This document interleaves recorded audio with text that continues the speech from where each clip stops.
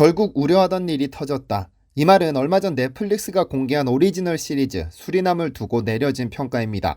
9월 9일 공개된 넷플릭스의 수리남은 대단한 배우들의 조합이지만 시나리오가 생각보다 별로라는 평가가 많기는 했지만 그럼에도 결국 전 세계 3위를 기록했습니다.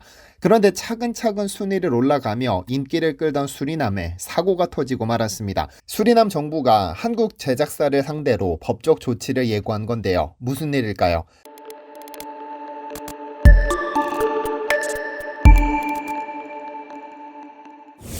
안녕하세요, 디스멘터리입니다. 올해 넷플릭스는 작년과는 달리 오리지널 대작 시리즈들이 줄줄이 혹평을 받았습니다.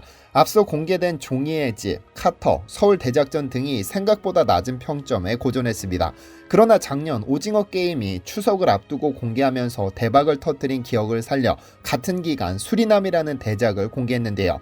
사실 공개 직후 수리남은 한국에서는 곧바로 시청순위 1위에 올랐지만 혹평이 많았습니다. 이제껏 한 번도 함께 출연한 적 없는 황정민과 하정우가 동시에 주연으로 등장하는 것도 이례적인데 여기에 조우진, 박혜수, 유연석까지 주연급 배우들이 줄줄이 출연한다는 소식이 알려지면서 상당한 기대감이 있었는데 생각보다 별로였다는 평가가 많았죠.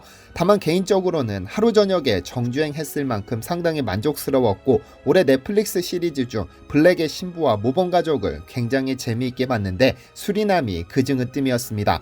그렇다면 해외에서는 어땠을까요? 글로벌 OTT 순위 집계 사이트 플릭스패트롤에 따르면 9월 14일 현재 수리남은 TV쇼 부문 전 세계 3위를 기록 중인데 그중 바하마, 방글라데시, 홍콩, 자메이카, 케냐, 말레이시아, 모로코, 파키스탄, 싱가폴, 한국, 대만, 태국, 트리니다드 토바고, 베트남을 포함 총 14개 국가에서 1위를 차지했습니다.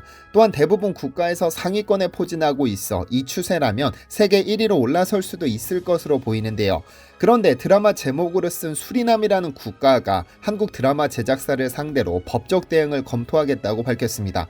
수리남 정부는 넷플릭스가 공개한 이 드라마로 인해 자국이 마약 국가로 이미지가 각인됐다며 불쾌감을 드러낸 겁니다. 공개 후 3일 뒤 12일 알베르트 람딘 외교 및 국제협력 장관은 기자회견에서 수리남은 몇 년간 이로 인해 나쁜 이미지를 가지고 있었다. 국가 이미지 개선을 위해 노력해왔지만 드라마로 인해 다시 불리한 상황에 놓였다면서 수리남은 드라마에서 나타나는 이미지가 더는 존재하지 않고 그런 행동에도 참여하지 않는다고 강조했습니다. 동시에 제작자의 표현의 자유는 고려해야 하지만 이건 수리남에 대한 부정적인 인식에 관한 문제라면서 법적 조치를 예고했는데요. 드라마 제작사에 대한 법적 조치뿐 아니라 수리남 내 미국 대사에게도 작품에 대한 항의 서한을 보내겠다고 엄포를 놓기도 했죠. 이런 문제가 터지기 시작하면서 수리남을 겸하고 있는 주 베네수엘라 한국 대사관은 현지 교민들에게 안전에 유의하라는 메시지를 보냈습니다. 대사관은 홈페이지에 수리남에 거주하는 한인 여러분께서 드라마 방영 여파로 많이 곤혹스러울 것으로 짐작된다며 대사관으로서는 한인 여러분들의 안전이 가장 우려되는 바 여러분의 안위를 위해 최선을 다하겠다고 전했습니다. 동시에 각자 안전을 위해 주의를 기울여 주시기 바라며 조금이라도 염려되는 사안이나 도움이 필요한 사안은 즉시 한인 회장을 통해 알려달라고 알렸는데요. 2019년 12월 31일 기준 수리남의 재외 동포는 약 50명가량으로 알려졌습니다.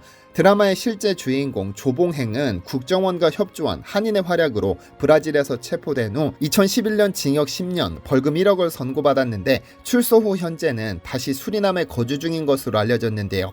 부디 한인들이 이번 드라마로 피해를 입지 않았으면 좋겠습니다. 디시멘터리에서는 여러분의 제보를 기다립니다. 제 채널에서 다뤘으면 좋겠는 뉴스 또는 널리 알려졌으면 하는 영상은 디시멘터리 네이버.com으로 보내주시면 소중히 제작하겠습니다. 시청해주셔서 감사합니다.